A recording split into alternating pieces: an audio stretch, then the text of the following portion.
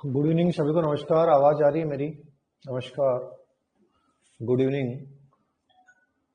आवाज आ रही है सभी को? गुड इवनिंग सभी को, नमस्कार। आवाज आ रही है मेरी? ओम प्रकाश जी, सरोज जी, आ रही है सर? ठीक है, चलो ठीक है। सभी को नमस्कार।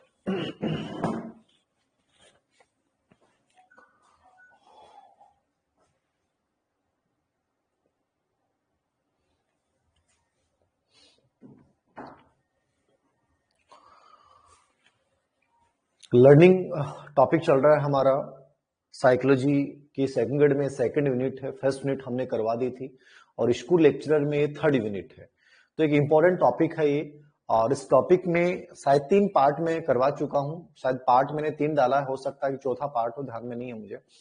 इसमें अब तक हम लोगों ने अधिगम का अर्थ समझ लिया है और अधिगम की डेफिनेशन पे चर्चा कर ली है।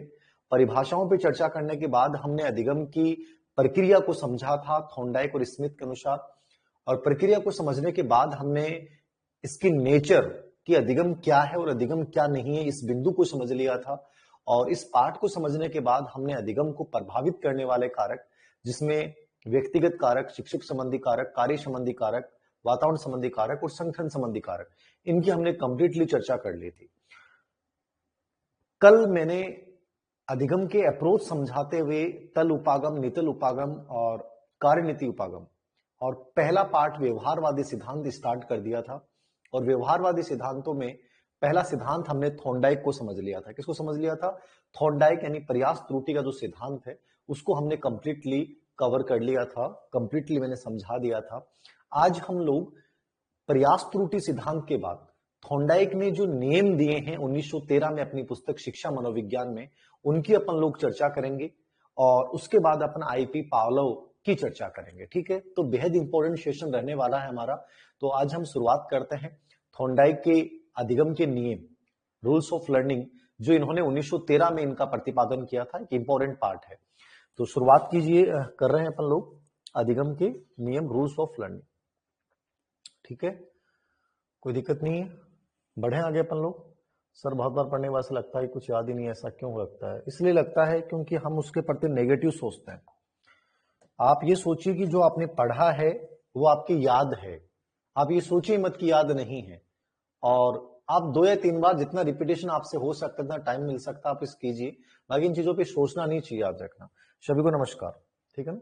सभी को एक बार फिर से नमस्कार। कृष्णा जी गुड इवनिंग, सभी को गुड इवनिंग।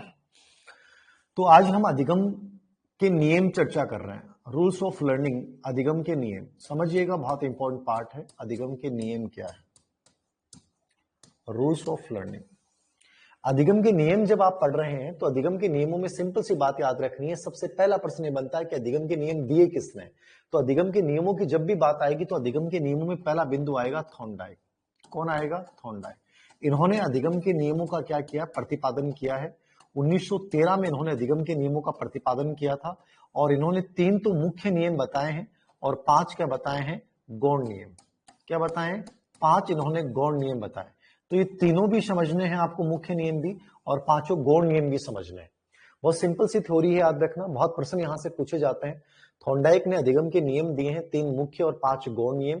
और कब दिए थे? 1913 में दिए थे और इनकी किताब का नाम था एजुकेशनल साइकोलॉजी। ठीक है, तो ज्यादा पॉजिटिवली इस चीज को लेना है, नेगेटिवली इस चीज को नहीं लेना है। बहुत आराम से इस चीज को समझ जाओगे कि थॉर्नडाइक ने अधिगम के 3 मुख्य और 5 गौण नियम बताए। सबसे पहले मैं शुरुआत कर रहा हूं अधिगम के मुख्य नियमों की। तो अधिगम के मुख्य नियम कौन से हैं? मुख्य नियम में पहला नियम मैं समझा रहा हूं, तत्परता का नियम, लॉ ऑफ रेडीनेस। एक एक चीज समझिएगा। रेडीनेस लिख लें, और रेडीनेस, तत्परता का नियम। तत्परता अपन किसको बोलते हैं? रेडीनेस किसको बोलते हैं?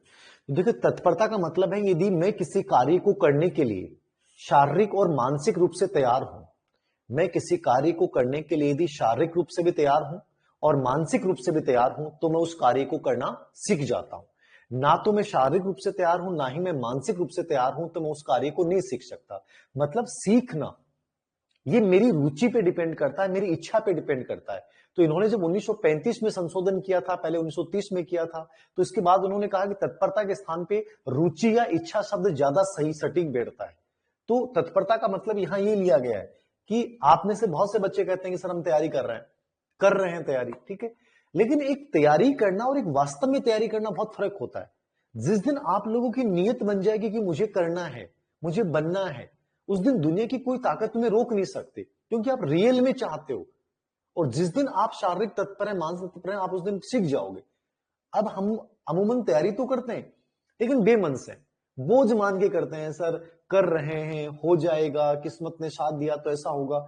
जब तक आप वास्तव में तैयारी नहीं करेंगे, जब तक आप शारीरिक और मानसिक रूप से तैयार नहीं होंगे, तब तक आप लड़ नहीं कर सकते, याद रखना। और तत्परता का नियम यही समझाता है, यही सिखाता है कि घोड़े को तालाब तक ले जाया जा सकता है, लेकिन पानी पीने के लिए बाध्य नहीं किया जा सकता। घोड़ा आपका है, जबरदस्ती पकड़ के ले जाओगे, ठीक है, घोड़ा आपका है, जबरदस्ती पकड़ के ले जाओगे, लेकिन वो पानी पिएगा कि नहीं पिएगा, किस पे डिपेंड करेगा, वो आपकी तत्परता पे डिपेंड करेगा।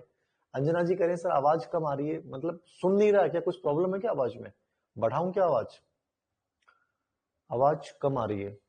आगे और बताना। सॉरी सर, बाबा इसलिए करना पड़ रहा है कि आज का हिंदी वाला टेस्ट बड़ा उत्कृष्ट और गुणवत्तापूर्ण था। आगे बताएं थोड़ा सा। ओम प्रकाश जी धन्यवाद इसके लिए। नो सर सही है, आ रही है। ना सर सही आ रही है, ठीक है, सही है सर, ओके ठीक है,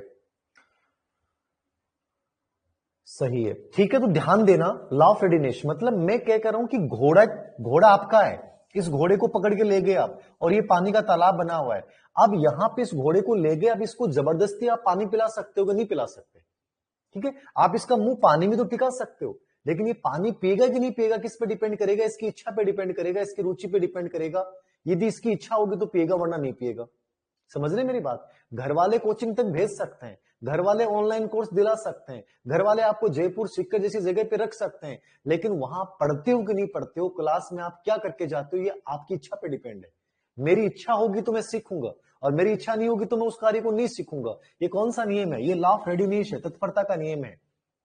मतलब इस एग्जाम्पल को 4 बार सेकंड में पूछा गया है। घोड़े को तालाब तक ले जा सकता है, लेकिन पानी पीने के लिए बाध्य नहीं कर सकता। इस नियम का मतलब क्या है, ठीक है, इस नियम, ये कथन किस नियम की पुष्टि करता है, तत्परता के नियम के अनुसार सही तथ्य कौन सा है।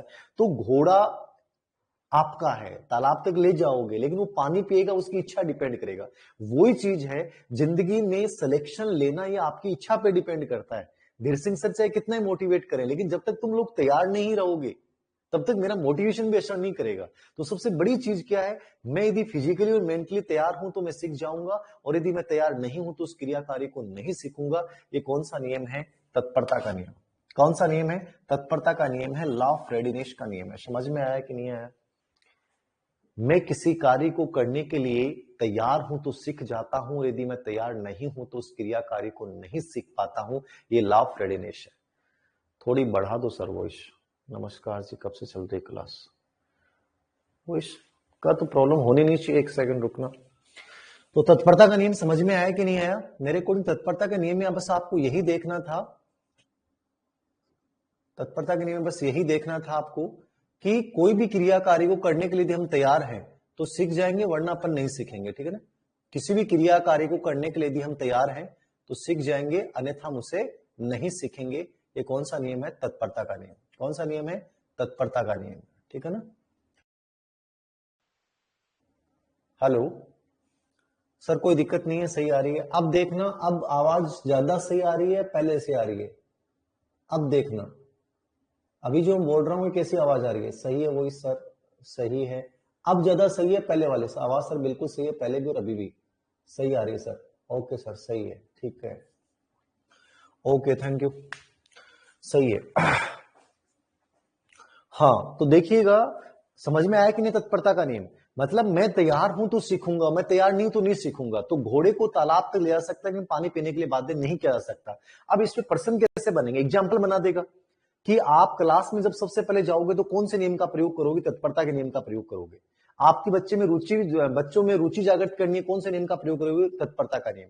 बच्चे का ध्यान केंद्रित करना है, कौन से नियम का प्रयोग करोगे, तत्परता का नियम। और बच्चे में जब जिज्ञासा को जागृत करना है, कौन से नियम का प्रयोग करोगे, तत्परता का। तो लिखना चाहो तो आप थोड़ा सा लिख लो, लिखना चाहें तो आप लिख सकते हैं।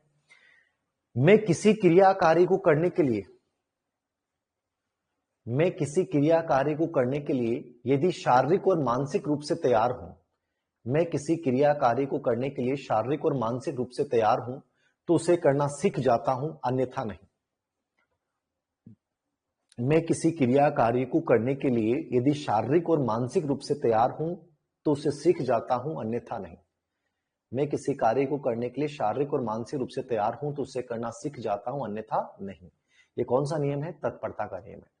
ठीक है, उदाहरण लिखना चाहें तो लिख सकते हैं, घोड़े को तालाब तक ले जाया जा सकता है लेकिन पानी पीने के लिए बाध्य नहीं किया जा सकता। घोड़े को तालाब तक ले जाया जा सकता है लेकिन पानी पीने के लिए बाध्य नहीं किया जा सकता। कौन सा नियम है? तत्परता का नियम। कि घोड़ा आपका है, आप जबरदस्ती पकड़ के ले जा सकते हो, लेकिन पानी पियोगे कि नहीं पियोगे वो उस घोड़े की इच्छा पे डिपेंड करेगा। आप जबरदस्ती पानी नहीं पिला सकते, और घोड़े की इच्छा हो गई तो आप उसे रोक नहीं सकते। घोड़े की इच्छा होगी तो आप उसे जबरदस्ती रोक नहीं सकते। मतलब ये सब कुछ किस पे डिपेंड है? ये आपकी तत्परता पे डिपेंड है। ठीक है ना? तो सबसे बड़ा गेम जो होता है वो आपकी इच्छा का होता है, आपकी नीयत का होता है। जिस दिन हमारी नीयत बन गई ना, उस दिन हम डेफिनेटली सिलेक्शन लेके जाएंगे, कोई रोक नहीं सकता। याद रखना इस चीज को। ठीक है, हाँ, मजदूर को खेत तक ले जा सकता है लेकिन काम करने के लिए बाध्य नहीं कर सकता। एकदम सही है। चांदनी जी, कितना ही नहीं पढ़ाया आप तो, ये मानो कि शुरुआत की है तत्परता का नियम, लॉ ऑफ रेडीनेस। किसी भी क्रिया कार्य को करने के लिए यदि हम तैयार हैं तो सीख जाते हैं, वरना अपन नहीं सीख पाते। इस नियम का प्रयोग अपन कहाँ कर सकते हैं? रुचि उत्पन्न करने में, ध्यान केंद्रित करने में और जिज्ञासा जागृत करने में। ठीक है ना? इस नियम का प्रयोग अपन कहाँ करेंगे? रुचि उत्पन्न करनी है यदि बच्चे की तो अपन इस नियम का प्रयोग करेंगे, ध्यान केंद्रित करना तो अपन इस नियम का प्रयोग करेंगे, और जिज्ञासा जागृत करनी है तो अपन इस नियम का प्रयोग करेंगे। इस नियम का? तत्परता का। तो रुचि उत्पन्न करने में, ध्यान केंद्रित करने में और जिज्ञासा जागृत करने में इस नियम का अपन प्रयोग करते हैं। किस नियम का? तत्परता का। रुचि उत्पन्न करने, ध्यान केंद्रित करने और जिज्ञासा जागृत करने में इस नियम का प्रयोग करते हैं। एक चीज और याद रखना कि तत्परता का जो नियम है, लॉ ऑफ रेडीनेस जो है, इस पे इसने 1930 में एक संशोधन किया था। क्या किया था इसने? 1930 में एक संशोधन किया था और इसमें दो शब्दों को शामिल कर लिया था। एक तो संतोष, कौन शब्द? संतोष। और एक शब्द था खीज। ठीक है ना? ये दो शब्द इसने शामिल किए थे, संतोष और खीज। संतोष का मतलब क्या है? जब कोई क्रिया कार्य आप करते हो और आपको संतोष मिलता है, जब कोई क्रिया कार्य करते हो और आपको संतोष मिलता है तो आप उस क्रिया कार्य को जारी रखते हैं। ठीक है ना? मतलब कोई कार्य करने के लिए तैयारी हो आप, एक मतलब दो अर्थ में समझिएगा इसको। वैसे तो संतोष का नियम अपन प्रभाव के नियम को कहते हैं। किस नियम को कहते हैं? प्रभाव के नियम को।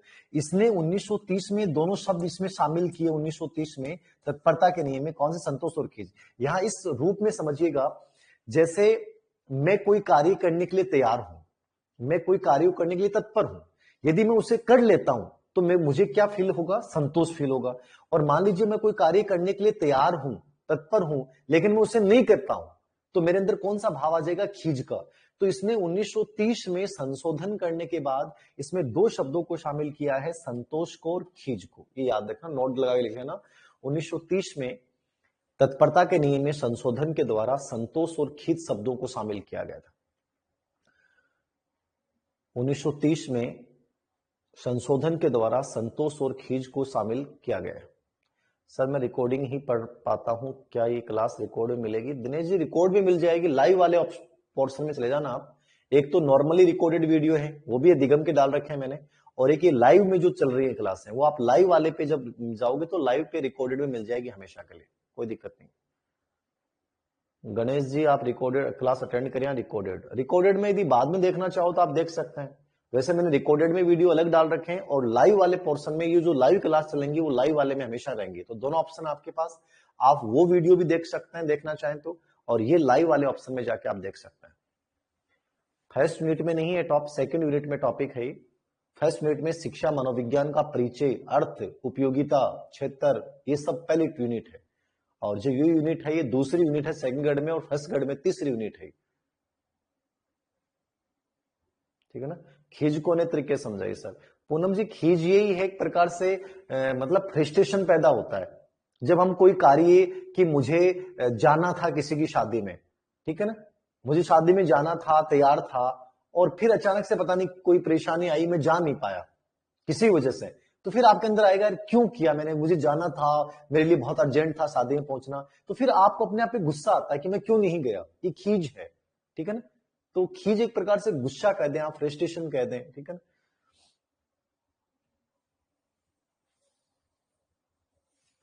पीडीएफ से पढ़ा, और पीडीएफ से तो फिर क्या पढ़ाओगे, पीडीएफ से तो ऑफलाइन क्लास वाली फीलिंग ही नहीं आती, वो तो जो बड़ी कोचिंग में पढ़ाते हैं पीडीएफ के नोट्स देके, वो तो क्या मतलब, सेंस ही नहीं है, मजा ही नहीं आएगा उसमें।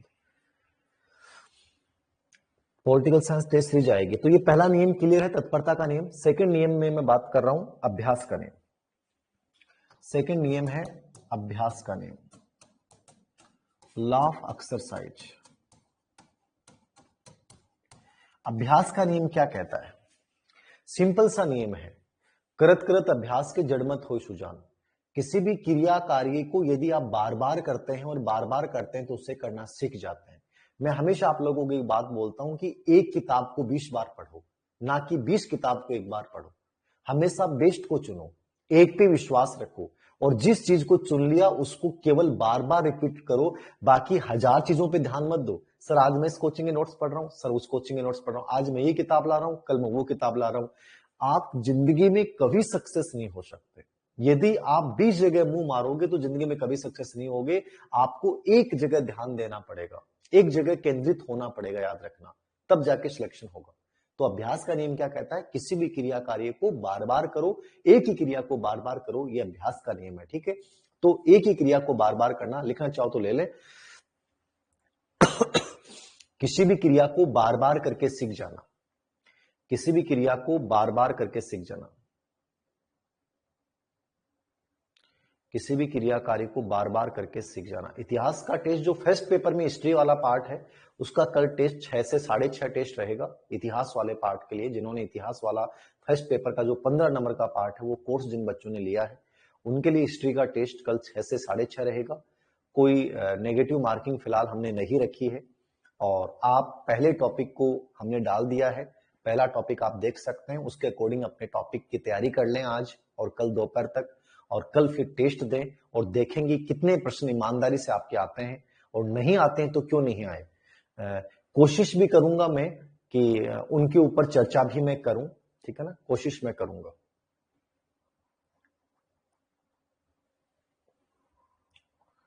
वैसे वो है नहीं उसमें प्रावधान रिकॉर्डेड वीडियो का, हमने लाइव वीडियो सॉल्यूशन का केवल वो ही है, लेकिन मैं कोशिश करूंगा लास्ट में टाइम मिलेगा तो मैं उनकी थोड़ी व्याख्या भी कर दूं, ठीक है।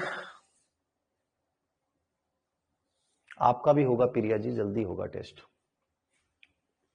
अभ्यास का नियम समझ में आ गया, कोई भी क्रिया कार्य को बार बार करते हैं और बार बार करते हैं तो करना सीख जाते हैं। ये कौन सा नियम है, लॉ ऑफ एक्सरसाइज है। अब अभ्यास के नियम के 2 पार्ट हैं, ठीक है, 2 पार्ट हैं, एक उपयोग का नियम, लॉ ऑफ यूज, उपयोग का नियम, लॉ ऑफ यूज, एक है अनुपयोग का नियम, लॉ ऑफ डिसयूज। एक उपयोग है, एक अनुपयोग है। अनुपयोग को क्या बोलेंगे अपन, डिसयूज बोलेंगे। क्या बोलेंगे, डिसयूज बोलेंगे। अब देखो अभ्यास के नियम के 2 पार्ट हैं, ठीक है। पहला है लॉ ऑफ यूज और दूसरा है लॉ ऑफ डिसयूज। उपयोग का मतलब होता है कोई भी कार्य आपने सीख रखा है, यदि उसका बराबर आप उपयोग करते हो, प्रयोग करते हो, तो आपकी स्मृति में बना रहेगा। और कोई कार्य मान लीजिए आपने सीख लिया, लेकिन यदि उसका बराबर प्रयोग नहीं करोगे तो क्या हो जाएगा, उसका अनुपयोग हो जाएगा। मतलब आपको टाइपिंग बहुत गजब की आती है, बहुत गजब की टाइपिंग आती है, लेकिन आपने क्या किया, 6 महीने तक टाइपिंग की नहीं, तो क्या हो जाएगा, उसका अनुपयोग हो जाएगा, ठीक है। और यदि आपने कोई कार्य सीख रखा है, उसका निरंतर प्रयोग में लेते हो, तो उसका क्या होता रहेगा, यूज होता रहेगा, इसलिए मतलब स्मृति में बना रहेगा। तो लॉ ऑफ यूज क्या कहता है कि जब उसका प्रयोग बराबर करते हैं तो स्मृति में बना रहता है, और जब कोई सीखे के कार्य का प्रयोग नहीं करते तो कौन सा नियम लागू हो जाता है, अनुपयोग, डिसयूज का नियम। लॉ ऑफ यूज क्या है, बराबर प्रयोग करना, और लॉ ऑफ डिसयूज क्या है, प्रयोग ना करने से उससे भूल जाना। तो उपयोग और अनुपयोग का नियम इसको बोलते हैं। लॉ ऑफ एक्सरसाइज का नियम ये मूल रूप से नियम है, ठीक है। अब पर्सन यहां पे और क्या बन सकता है, एक नॉर्मल मैं चीज बताऊं आप लोगों को, आप लोग कई बार करते हैं, गुजरी हम पढ़ते हैं, तरीका बताइए पढ़ने का, ये बहुत सा तरीका है। मैं हमेशा कहता हूं कि 3 से 4 चीजें एक साथ लेके चलो। हिस्ट्री में पढ़ रहा हूं आधे घंटे, फर्स्ट पेपर में, ठीक है। मैं पॉलिटिकल साइंस 20 मिनट देख रहा हूँ, साइकोलॉजी में आधी घंटे 1 घंटे डेली पढ़ रहा हूँ, ठीक है। मेरा सब्जेक्ट 3 घंटे 4 घंटे पढ़ रहा हूँ, ठीक है। इंग्लिश आधे घंटे पढ़ रहा हूँ। मतलब आप यदि 4 से 5 चीजें साथ लेके चलोगे तो वो स्मृति में बने रहेंगे, क्योंकि उनका डेली अभ्यास होगा। लेकिन आप 1 महीने एक किताब पढ़ते हैं, 1 महीने दूसरा पेपर पढ़ते हैं, तो वो क्या गलत है। उससे आपको एक लंबा अंतराल मिल जाएगा और वहां अनुपयोग लागू हो जाएगा। इसलिए हमेशा याद रखना कि एक प्रकार से कुछ विषयों को साथ लेके पढ़ो, ताकि उनका 1 2 दिन 4 दिन बाद में उनका रिपीटेशन होता रहे, ठीक है ना। सब टेस्ट कब लोगे? अरे टेस्ट ले लेंगे, आप को ले लेंगे, टेस्ट की टेंशन मत लो आप। हिंदी टेस्ट का टाइमिंग क्या है? हिंदी टेस्ट के टाइमिंग हमने शेड्यूल डाल रखा है, हिंदी फर्स्ट ग्रेड और सेकंड ग्रेड दोनों टेस्टों का। आप उनके कोर्स पे जाओगे तो आप शेड्यूल देख सकते हैं। आज टेस्ट हुआ था फर्स्ट ग्रेड का, सेकंड टेस्ट हुआ है। जिन बच्चों ने नहीं लिया है वो दोबारा लेते हैं, तो वो उनको दोबारा वो टेस्ट मिल जाएंगे, वो कोई टेंशन नहीं। संध्या शेखावत कर रही है, क्लास का पता नहीं चलता। क्लास लगभग ये मान के चलिए कि 8 बजे बाद 8 से 9:30 के बीच में होती है। लाइव क्लास जो भी होती है 8 से 9:30 के बीच में होती है, आप कभी भी देख सकते हो। तो ये समझ में आ गया अभ्यास का नियम। उपयोग का मतलब है किसी भी क्रिया कार्य को यदि बराबर प्रयोग करेंगे तो मेमोरी बना रहेगा, और अनुपयोग का मतलब है यदि किसी क्रिया कार्य का अपन प्रयोग नहीं करते हैं तो हम उसे भूल जाते हैं। क्या मतलब है? तो नाम से क्लियर हो रहा, लिखने की जरूरत नहीं है। अब इस नियम का प्रयोग अपन कहां करते हैं? तो इस नियम का प्रयोग अपन आदत निर्माण में कर सकते हैं। आदत निर्माण में इस नियम का प्रयोग कर सकते हैं। लेखन सुधार में इस नियम का प्रयोग कर सकते हैं। लेखन सुधार में कर सकते हैं। उच्चारण सुधार में कर सकते हैं। उच्चारण सुधार में कर सकते हैं।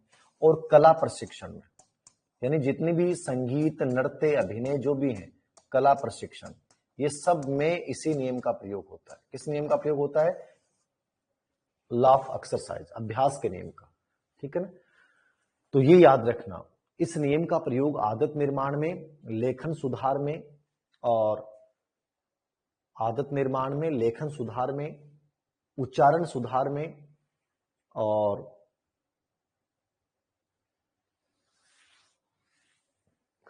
प्रीति जी टेस्ट का शेड्यूल तो डाला ही नहीं है अभी। वैसे तो ये तो जिन्होंने कोर्स ले रखा उन बच्चों के यूनिट वाइज टेस्ट होंगे, बस एक एक टेस्ट। और प्रॉपर्ली जो टेस्ट सीरीज साइकोलॉजी की स्टार्ट करेंगे वो ये मान के चलो कि दिसंबर लास्ट में स्टार्ट होगी। तो अभ्यास के नियम का प्रयोग आदत निर्माण में करते हैं, लेखन सुधार में करते हैं, उच्चारण सुधार में करते हैं, और जितनी भी कलाएं, संगीत, नृत्य, अभिनय, इन सब में अपन अभ्यास के नियम का प्रयोग करते हैं। तो ये याद रखना, अभ्यास का नियम, लॉ ऑफ एक्सरसाइज। ओके, आगे बढ़े अपन लोग। दूसरा नियम हो गया अभ्यास का नियम, तत्परता, तैयार हो तो सीख जाओगे। अभ्यास का नियम बार बार करोगे तो सीख जाओगे। तीसरा नियम है प्रभाव या संतोष का नियम। इसको प्रभाव का नियम भी बोलते हैं, इसको परिणाम का नियम भी बोलते हैं, और इसको संतोष या असंतोष का नियम भी बोलते हैं, ठीक है ना। लॉ ऑफ इफेक्ट, किसका नियम है ये? लॉ ऑफ इफेक्ट, प्रभाव का नियम, परिणाम का नियम, संतोष का नियम, ठीक है। तो लॉ ऑफ इफेक्ट का नियम क्या कहलाता है, इसको आप समझ जाए, ठीक है ना। कोर्स ले रखा है मैंने। हाँ, तो प्रीति जी आपका एक एक टेस्ट होगा यूनिट वाइज, एक एक टेस्ट होगा। अभी टेस्ट लिया ही नहीं है मैंने साइकोलॉजी का कोई, फर्स्ट यूनिट का टेस्ट मैं डाल दूंगा शेड्यूल। देखिए समझना, लॉ ऑफ इफेक्ट क्या है, प्रभाव का नियम क्या है। प्रभाव का नियम ये कहता है कि मैं कोई भी क्रिया कार्य करता हूं और उस क्रिया कार्य को करने के बाद यदि उसका परिणाम अच्छा आता है तो मैं उसे करना सीख जाता हूं। यदि मैंने कोई भी क्रिया कार्य किया, उसका परिणाम अच्छा नहीं आया, तो मैं उस क्रिया कार्य को दोबारा नहीं सीखूंगा। समझ रहे हैं मेरी बात? आप कोई भी कार्य कर रहे हैं, ठीक है ना, और कार्य करने के बाद यदि आपको उस कार्य के लिए पुरस्कार मिला तो आप 100% उस क्रिया कार्य को करोगे, ठीक है ना। आपने किसी के पैर छुए, पैर छूते अगले ने आशीर्वाद दिया तो आपके माइंड में आ गया कितना अच्छा इंसान है। जब भी इंसान को देखोगे आप पैर छुओगे, क्योंकि कार्य करने के बाद परिणाम क्या अच्छा आया। आपने कोई कार्य किया, किसी के पैर छुए, नमस्कार किया, अगले ने जवाब ही नहीं दिया, इग्नोर किया आपको, तो आपको बुरा लगेगा, कितना बकवास आदमी है।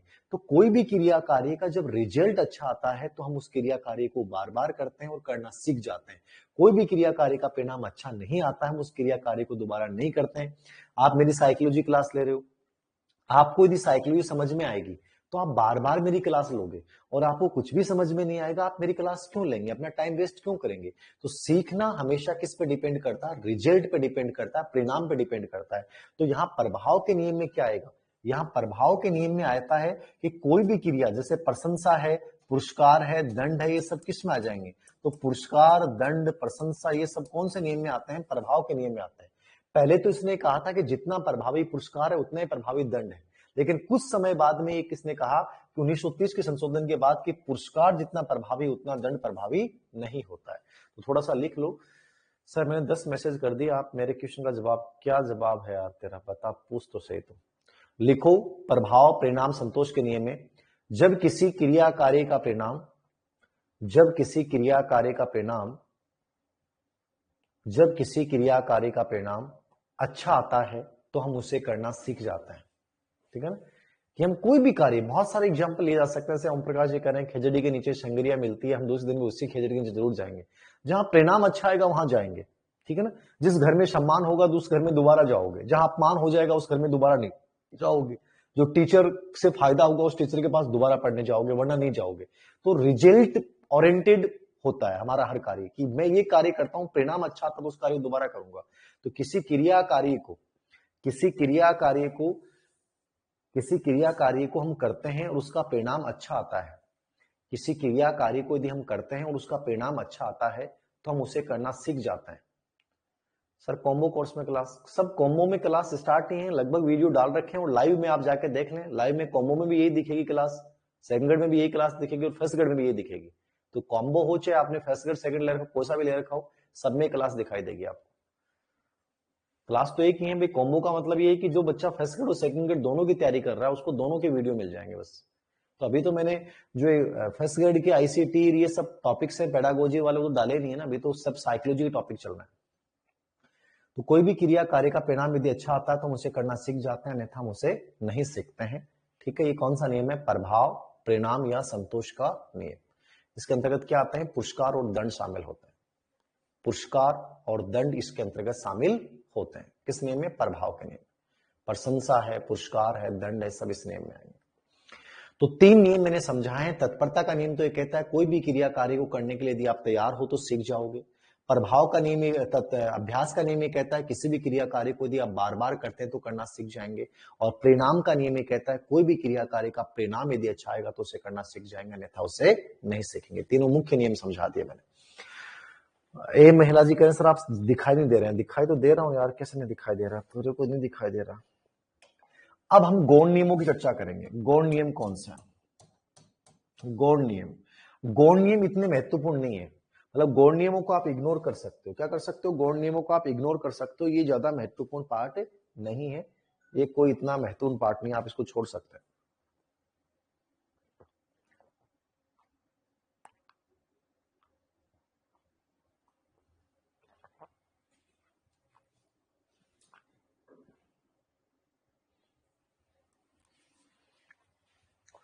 अंजना जी गए, हमारा जवाब नहीं देते, क्या जवाब चाहिए आपको? ध्यान देना, तो हम बात कर रहे हैं गौण नियमों की। मुख्य नियम मैंने समझा दिए, तत्परता, अभ्यास और प्रभाव। अब मैं बात करूंगा गौण नियमों के। ठीक है ना, ध्यान देना। गौण नियमों में 5 नियम है, ये इतने महत्वपूर्ण नहीं, आप इनको नॉर्मली वे में देख के जाना। बहुप्रतिक्रिया का नियम, कौन सा नियम? बहुप्रतिक्रिया। बहुप्रतिक्रिया का मतलब क्या हो जाएगा? Multiply response. ठीक है, multiply response, law of multiply response. बहुप्रतिक्रिया मतलब अभ्यास के नियम से निकला है। अभ्यास का नियम तो मुख्य नियम है, उसी अभ्यास के नियम का पार्ट है बहुप्रतिक्रिया। बहुत सी क्रियाओं को करते हुए सीख जाना। जैसे थॉर्नडाइक ने जो प्रयोग किया था, वो प्रयोग क्या था? बिल्ली पे जो प्रयोग किया था, उसमें बिल्ली को पजल बॉक्स में बंद कर दिया, बाहर सुगंधित मछली का टुकड़ा है और बिल्ली उस मछली के टुकड़े को प्राप्त करने के लिए प्रयास कर रही है, उछल कूद कर रही है, मन में आ रही है, वो प्रतिक्रिया कर रही है। वो बहुत सी क्रियाएं करते हुए और एक दिन वो लीवर दबाना सीख जाती है। तो ये कौन सा नियम हुआ? बहुप्रतिक्रिया। ठीक है ना, तो बहुत सी क्रियाओं को करते हुए सीख जाना, जैसे टाई की गांठ बांधना, गाड़ी चलाना, ये सब अपन बहुप्रतिक्रिया नियम के माध्यम से ही सीखते हैं। तो इसमें ज्यादा कुछ नहीं लिखना है, इसके नाम से क्लियर है कि बहुत सी क्रियाओं को करते हुए सीख जाते हैं। ये कौन सा नियम कहलाता है? बहुप्रतिक्रिया का नियम। दूसरा नियम है आंशिक क्रिया का नियम। गौण नियमों में दूसरा नियम है आंशिक क्रिया। बहुप्रतिक्रिया में तो बहुत सी प्रतिक्रिया करेंगे, आंशिक क्रिया का मतलब है पार्टियल एक्टिविटीज। सर बुक में नहीं है। प्रिया जी आप ढंग से देखो, बुक में सबसे पहले अधिगम के नियम ही डाल रखे हैं, फिर अधिगम के सिद्धांत शुरू होते हैं। आराम से देखो, हर चीज मिलेगी आपको। ठीक है। आंशिक क्रिया का नियम, लॉ ऑफ पार्टिकल एक्टिविटीज। आंशिक क्रिया का नियम क्या है? आंशिक क्रिया के नियम को समझिए आप। आंशिक क्रिया का नियम का मतलब है कि विषय वस्तु को छोटे छोटे टुकड़ों में विभाजित करना। क्या करना? विषय वस्तु को छोटे छोटे टुकड़ों में विभाजित करते हुए और मुख्य मुख्य क्रियाएं करते हुए उस कार्य को सीख जाओगे। कौन सा नियम है? आंशिक क्रिया का नियम। समझ में आया कि ये पाठ्यक्रम है, इस पाठ्यक्रम को मैं टुकड़ों में डिवाइड कर लूं। क्या कर लूं? पाठ्यक्रम को टुकड़ों में डिवाइड कर लूं, छोटे टुकड़ों में, ठीक है। और इन टुकड़ों में डिवाइड करने के बाद मैं अंश से संपूर्ण की ओर, यानी जो इंपॉर्टेंट पार्ट है उनको अच्छे से देखते हुए बाकी को सरसरी तौर पे देख लूंगा। ये कौन सा नियम है? लॉ ऑफ पार्टिकल एक्टिविटीज, आंशिक क्रिया का नियम। क्या है ये? आंशिक क्रिया का नियम। बहु प्रतिक्रिया में तो मन में आ रहा वो सब प्रतिक्रियाएं कर रहा हूं, और आंशिक प्रतिक्रिया में क्या कर रहा हूं कि जो इंपॉर्टेंट पार्ट है पूरे विषय वस्तु को टुकड़ों में विभाजित करके इंपॉर्टेंट टॉपिक्स को, बिंदुओं को अच्छे से देखते हुए बाकी को सरसरी तौर पे देखता हूं। ये कौन सा नियम कहलाता है? ये आंशिक क्रिया का नियम। कौन सा नियम कहलाता है? ये आंशिक क्रिया का। तो याद रखना है, अंश से संपूर्ण की ओर। लिख लें, विषय वस्तु को छोटे छोटे टुकड़ों में विभाजित करते हुए,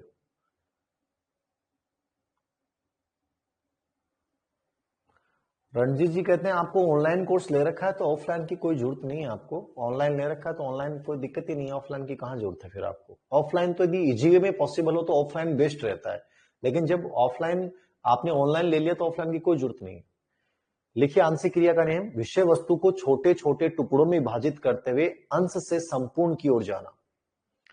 विषय वस्तु को छोटे छोटे टुकड़ों में विभाजित करते हुए अंश से संपूर्ण की ओर जाना है। कौन सा नियम है? आंशिक क्रिया का नियम। विषय वस्तु को छोटे छोटे टुकड़ों में विभाजित करते हुए अंश से संपूर्ण की ओर जाना है। कौन सा नियम है? आंशिक क्रिया का नियम। विषय वस्तु को छोटे छोटे टुकड़ों में विभाजित करते हुए अंश से संपूर्ण की ओर जाना, आंशिक क्रिया का नियम। ठीक है। तीसरा नियम, मनोवर्ती का नियम। ये महत्वपूर्ण नहीं है, इनको नॉर्मल वे में देखना है। नाम से लग रहा है मनोवर्ती। मनोवर्ती का मतलब एटीट्यूड। क्या है? एटीट्यूड। मतलब जैसा आपका दृष्टिकोण है वैसा सीख जाओगे। आपका एटीट्यूड पॉजिटिव है तो सीख जाओगे, एटीट्यूड नेगेटिव तो नहीं सीखोगे। ठीक है ना? आप कोई भी किताब पढ़ रहे हो, किसी टीचर के पास पढ़ रहे हो, आपके माइंड में पॉजिटिविटी आ गई कि सर बहुत अच्छा पढ़ाते हैं, तो आपको हर चीज समझ में आएगी। ठीक है ना? आप किसी क्लास के प्रति या किसी टॉपिक को पढ़ रहे हो, आपको लगा टॉपिक बकवास है, तो टॉपिक समझ में नहीं आएगा। मतलब आपका जैसा नजरिया होता हम वैसे सीख जाते हैं। तो यदि दृष्टिकोण आपका पॉजिटिव है उस बिंदु के प्रति तो आप सीख जाओगे, और दृष्टिकोण आपका नेगेटिव तो उस विषय को आप नहीं सीख पाओगे। तो याद रखना, सीखना किस पे डिपेंड करता है? सकारात्मक दृष्टिकोण पे। लिखना चाहो तो लिख लो। इसके अनुसार सीखना सकारात्मक दृष्टिकोण पे निर्भर करता है। इसके अनुसार, अंजना जी साइंस का टीचर देखेंगे, मिलते ही मैं करवा दूंगा, मुझे नोटिस में ध्यान में है।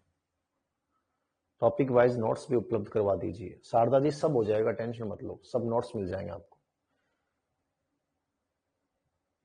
धैर्य रखें, पेशेंस रखें आप, तो बस टॉपिक कवर करते जाएं। मनोवर्ती का नियम, लॉ ऑफ एटीट्यूड।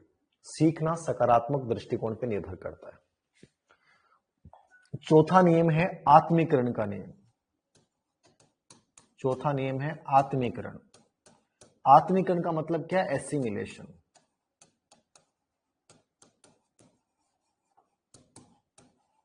आत्मीकरण कौन सा नियम है? एसिमिलेशन का नियम। किसको बोलेंगे आत्मीकरण? आत्मीकरण का मतलब है कोई भी चीज जब आप सीख रहे हो तो उसको पूर्व ज्ञान से जोड़ लो। ठीक है ना? किसी भी चीज को सीखने के लिए सबसे बेस्ट तरीका है पूर्व ज्ञान से जोड़ते हुए उसे सीख जाना। मैं क्लास में आया, क्लास में आते मैंने कहा कि कल हमने ये पढ़ा था, अब तक हमने ये पढ़ा और आज हम ये पढ़ने जा रहे हैं। तो जो आपकी प्रस्तावना प्रसन्न थे वो एक प्रकार का आपका एसिमुलेशन था, आत्मीकरण था। तो पूर्व ज्ञान से जोड़ते हुए, ठीक है ना, पूर्व ज्ञान से जोड़ते हुए जब कोई चीज को अपन सीख जाते हैं, किसे जोड़ते हुए?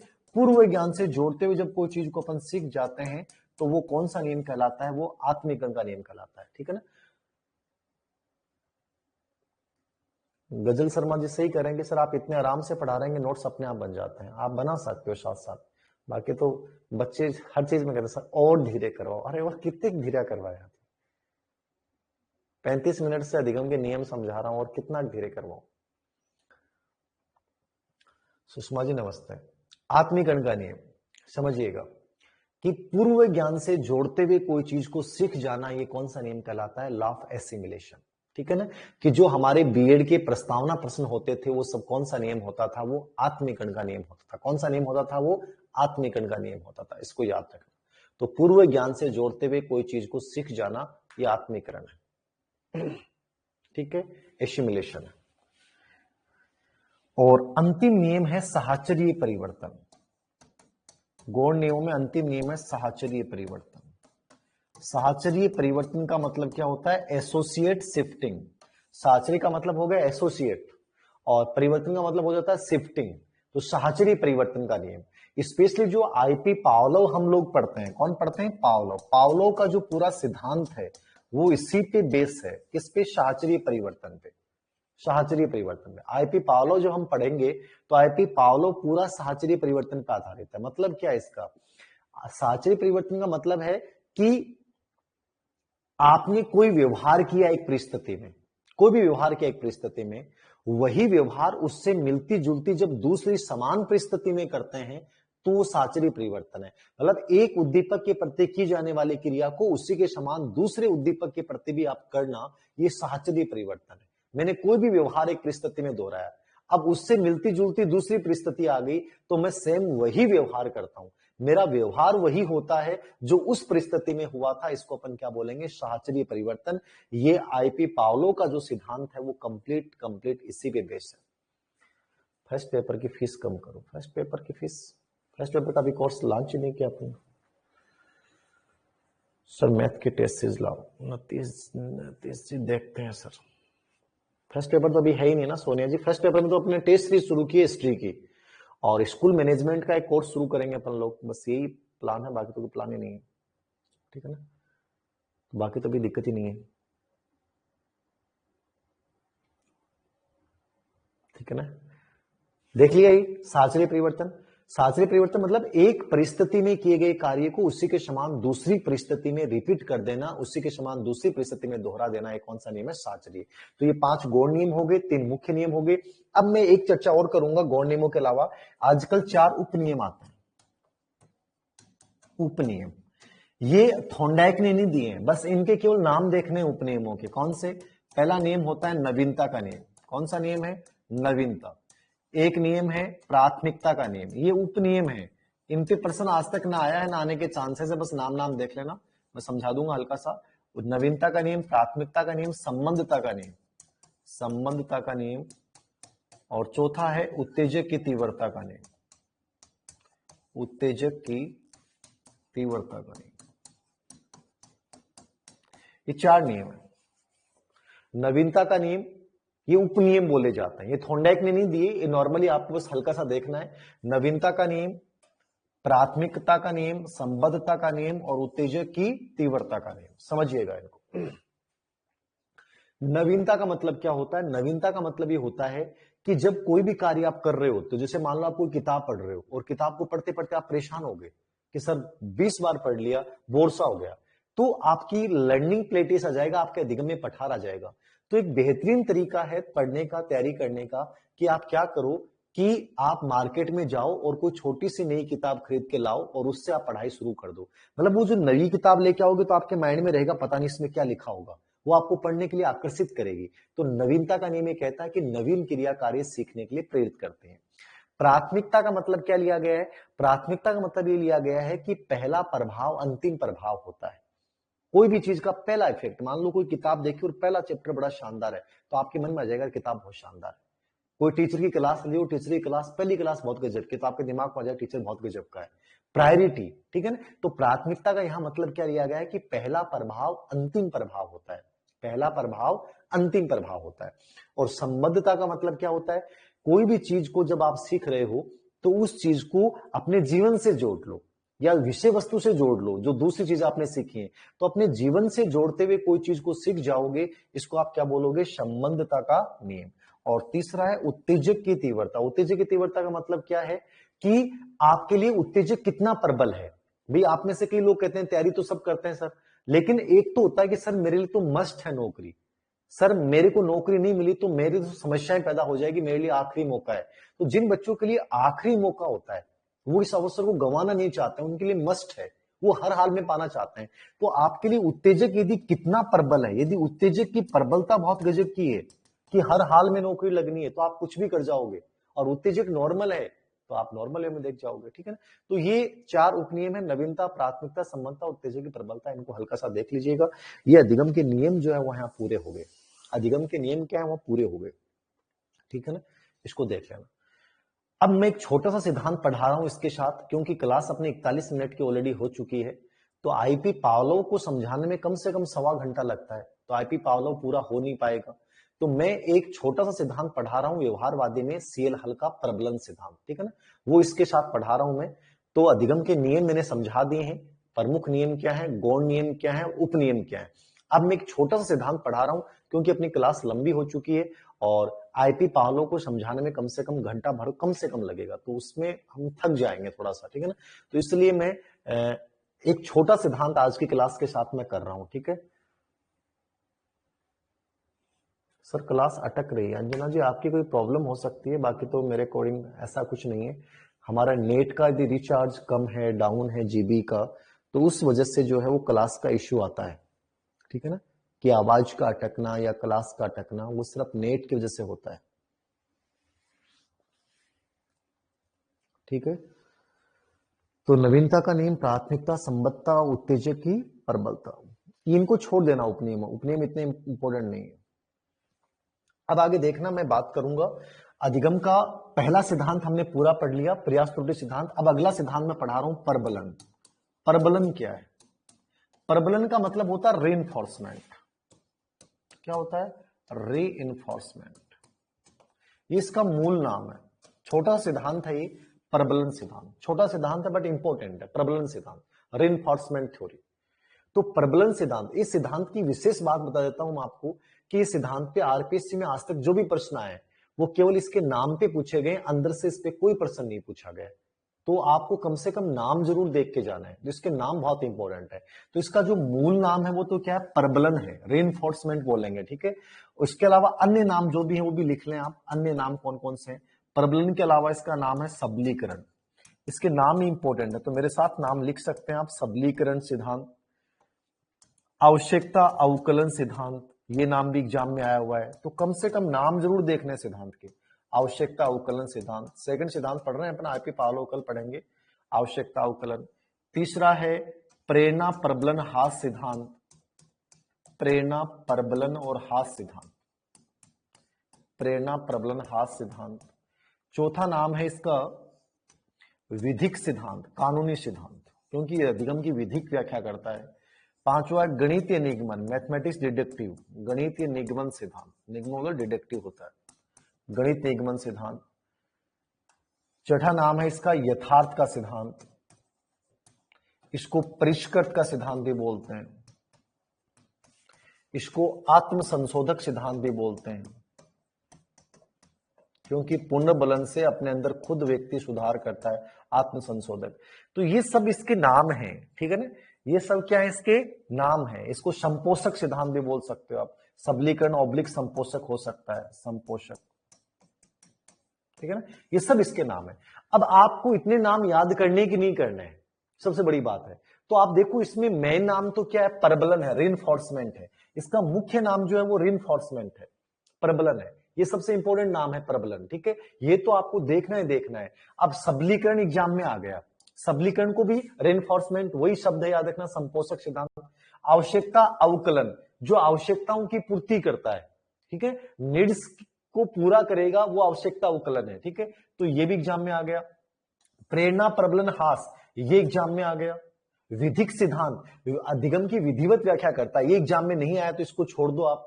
गणित निगमन, क्योंकि ये गणित के 17 नियमों पे आधारित है। किस पर आधारित है? गणित के 17 नियमों पे आधारित है, इसलिए इसको अपन गणित निगमन सिद्धांत बोलते हैं। ये सेकंड ग्रेड में आया हुआ है। यथार्थ का नहीं आया है, परिष्कृत सिद्धांत नहीं आया है और आत्म संशोधक नहीं आया है।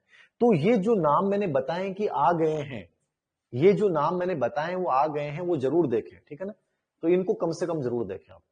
सर ऑफलाइन जयपुर में मिशन पढ़ा रहे हो क्या? देखो अभी कुछ क्लासें ली हैं बट मैं आगे का गारंटी नहीं ले सकता। तो ये इसके मूल नाम है, किसका? प्रबलन इंपोर्टेंट है, सबलीकरण या संपोषक इंपोर्टेंट है, आवश्यकता अवकलन इंपॉर्टेंट है, प्रेरणा प्रबंधन हास इंपॉर्टेंट है, गणित निगमन इंपॉर्टेंट है। ये नाम आप जरूर देख के जाना, ये बहुत इंपॉर्टेंट है, ठीक है ना, ये मोस्ट इंपॉर्टेंट नाम है। शबलीकरण संपोषक, आवश्यकता अवकलन, प्रेरणा प्रबलन हास और गणित निगमन सिद्धांत। ये गणित निगमन सिद्धांत इसलिए बोला जाता है क्योंकि ये 17 नियमों पे आधारित है, गणित के 17 नियमों पे। तो एग्जाम में आया हुआ प्रश्न है कि गणित के 17 नियमों पे आधारित सिद्धांत है प्रबलन सिद्धांत, ठीक है। सबलीकरण, आवश्यकता अवकलन, आवश्यकताओं की पूर्ति बल देता है, इसलिए आवश्यकता अवकलन, सबलीकरण और संपोषक का मतलब होता है कि ये कोई भी क्रिया कार्य करते हैं और उसके बाद हमें पूर्ण बल, हमारी आवश्यकता की पूर्ति होती है तो हमें एक सबलीकरण मिलता है कि मुझे और करना है, तो एक पूर्ण बलन को सबलीकरण बोलते हैं, संपोषक बोलते हैं।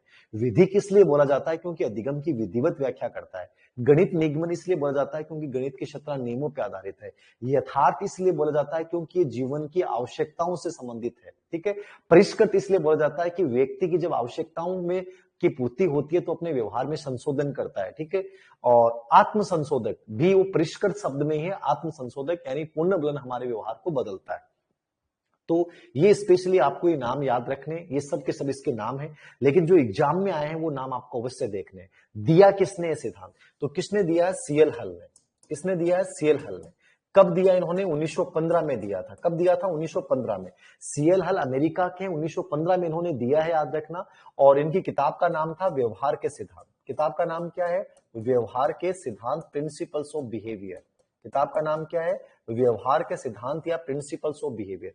अब देखना, इन्होंने दिया तो 1915 में है और किताब का नाम क्या है? प्रिंसिपल्स ऑफ बिहेवियर, व्यवहार के सिद्धांत। इसमें 1942 में भी संशोधन हुआ है, 1942-43 में संशोधन हुआ, फिर 1952 और 53 में संशोधन हुआ, ठीक है ना। 1952 और 53 में भी इसमें संशोधन हुआ, लेकिन ये नहीं पूछेगा कि संशोधन कब हुआ। आप इतना याद रखो, सीएल हल ने दिया है, 1915 में दिया है। किताब का नाम क्या है? प्रिंसिपल्स ऑफ बिहेवियर है। और इसमें संशोधन कब हुआ? 1942-43 में और 52-53 में। लेकिन आपको इतना याद रखने की आवश्यकता नहीं है, आप तो केवल सिद्धांत के नाम देख के जाइए। और नाम देखने के अलावा आपको ये देखना है कि इसकी किताब का नाम क्या था? प्रिंसिपल्स ऑफ बिहेवियर, ठीक है ना। प्रिंसिपल्स ऑफ बिहेवियर, व्यवहार के सिद्धांत, इसकी किताब का नाम है। कब दिया था? 1915 में दिया था और 1942-43 और 52-53 में इसमें संशोधन हुआ।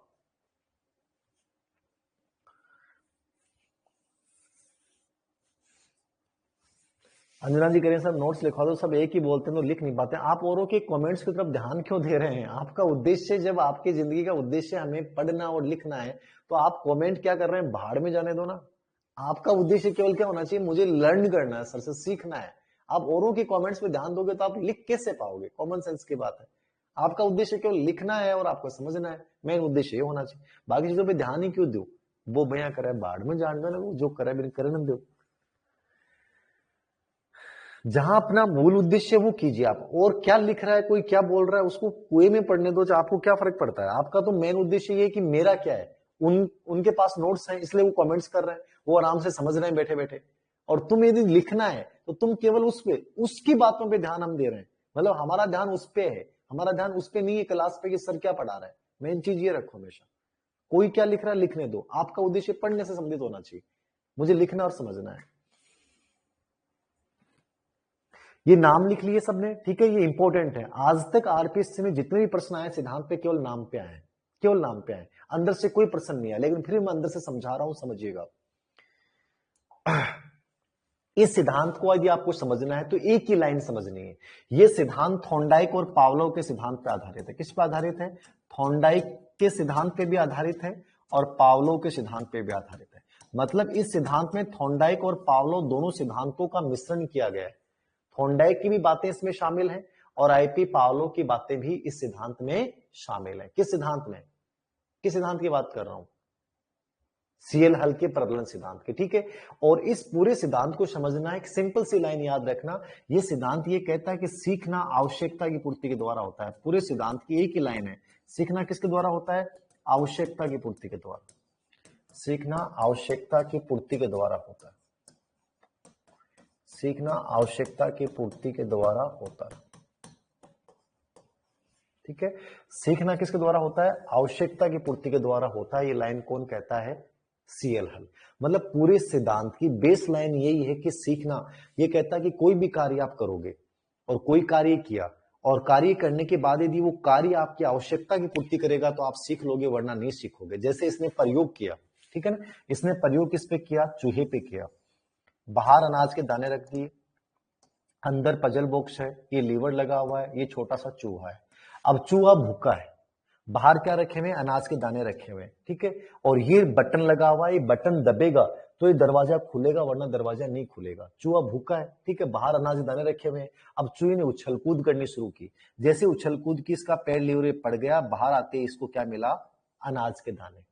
अब जब इसने प्रयास किया और अनाज के दाने इसको मिल गए, तो अनाज के दानों ने किसका काम किया? आवश्यकता की पूर्ति का काम किया। किसका काम किया? आवश्यकता की पूर्ति का काम किया। अब जैसे दोबारा इस चूहे को आप बंद कर दोगे तो ये चूहा फिर से उछल कूद करेगा। क्यों करेगा?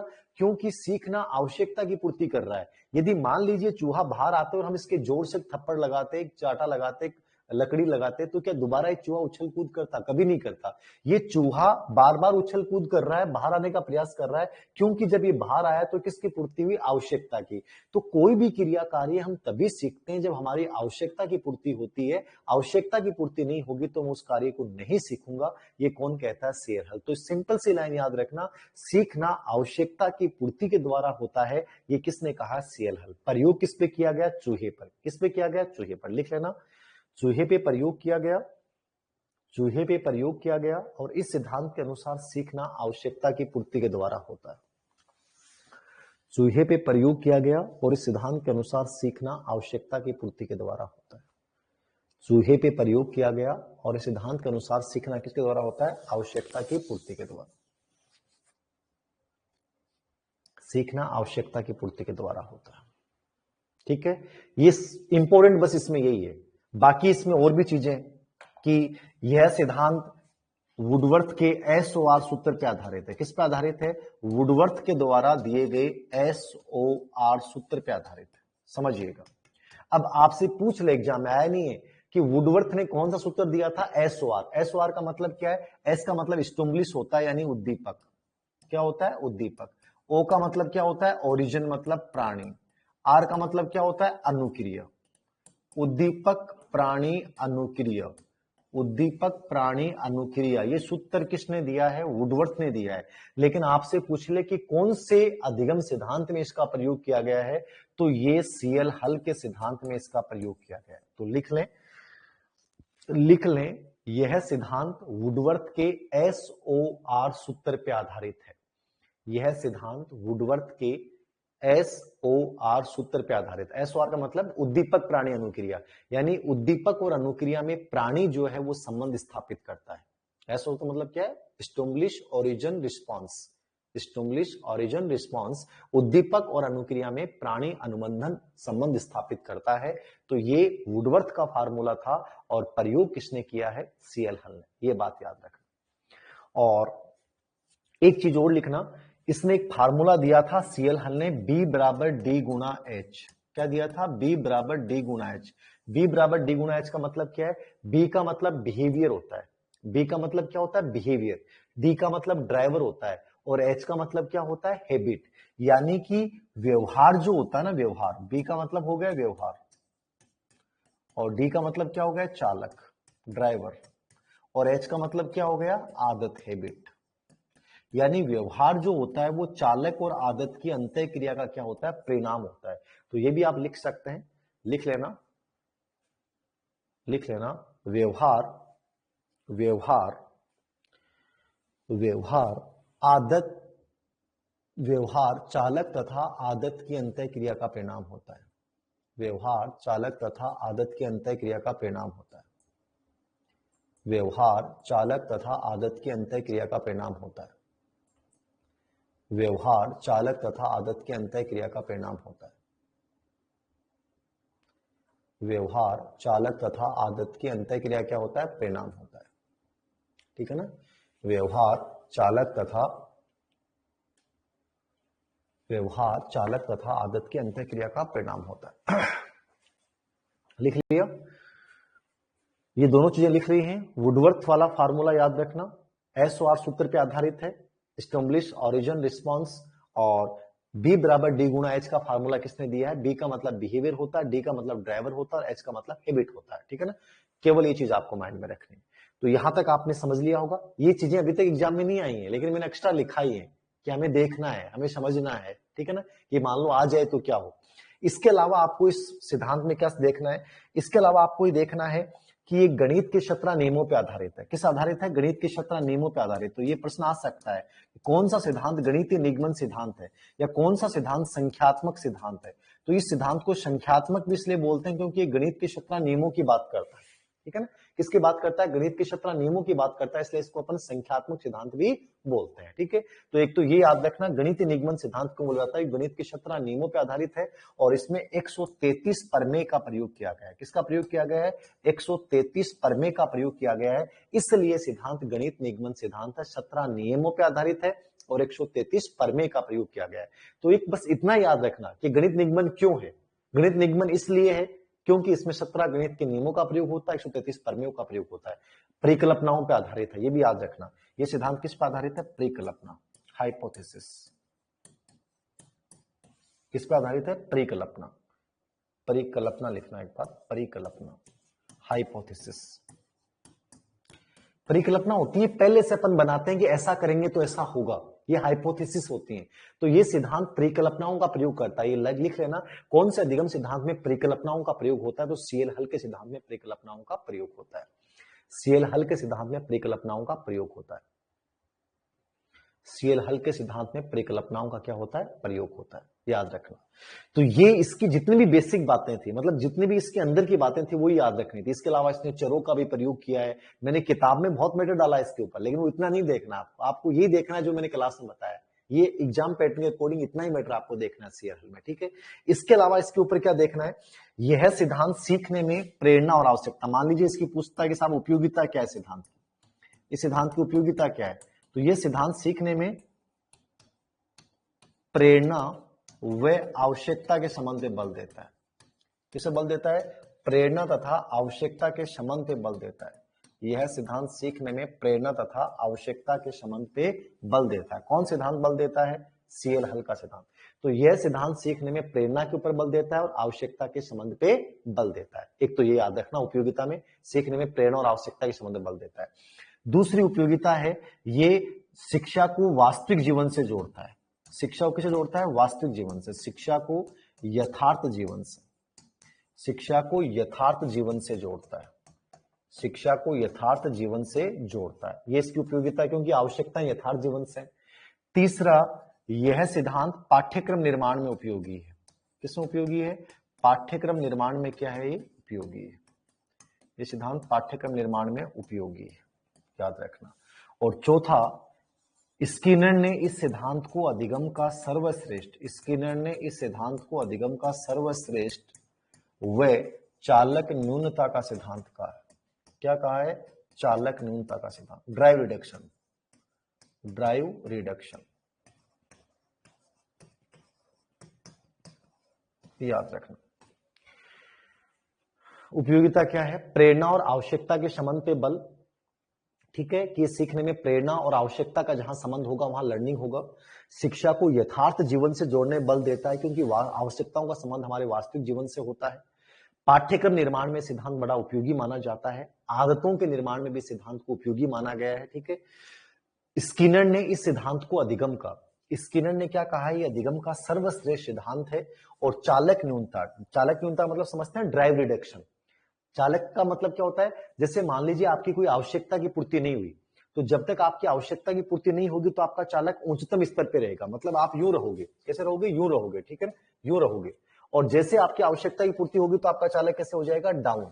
मतलब आपकी जब तक नौकरी नहीं लगी तब तक आप पढ़ रहे हो, कभी भी हम पढ़ा रहे हैं तो हर चीज आप सीख रहे हो, लेकिन जैसे ही थारी नौकरी लग जाएगी तो आप लोग क्या कहोगे? अरे यार, आप जिंदगी को एंजॉय करते हैं, बहुत पढ़ लिया, परेशान हो गए सर, अब थोड़ा सा जिंदगी घूमते हैं फिरते हैं। तो ये क्या है? ड्राइव रिडक्शन है। जैसे आवश्यकता की पूर्ति होती है तो हम एक संतोषप्रद स्थिति में आते हैं, तो इसको ड्राइव रिडक्शन कहा, आवश्यकताओं की पूर्ति को। तो एक प्रकार से स्किनर ने इसको अधिगम का सर्वश्रेष्ठ और चालक न्यूनता का सिद्धांत कहा है।